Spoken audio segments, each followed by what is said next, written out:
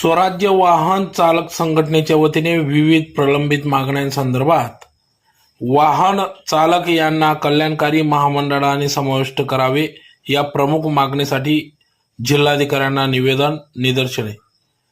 याबाबत अधिक वृत्त असे की महाराष्ट्र ऑटो रिक्षा आणि मीटर टॅक्सी चालक कल्याणकारी मंडळाकडून केंद्र शासनामार्फत व राज्य शासनामार्फत राबविण्यात येणाऱ्या विविध कल्याणकारी योजनांचा लाभ ऑटो रिक्षा आणि मीटर टॅक्सी चालकांना देण्यात येणार असल्याबाबत परिपत्रक काढण्यात आले आहे। त्याबाबत इतर वाहन चालकांना समाविष्ट करून न्याय द्यावा। त्याचबरोबर महाराष्ट्र शासनाकडून ऑटो रिक्षा आणि मीटर टॅक्सी चालक कल्याणकारी महामंडळ स्थापन केल्याबद्दल सर्व स्वराज्य वाहन चालक संघटनेच्या वतीने मनापासून आभार व्यक्त करीत निर्णयाचे स्वागत करण्यात आले। तर अशा अनेक विविध समस्यांसंदर्भात विविध प्रश्न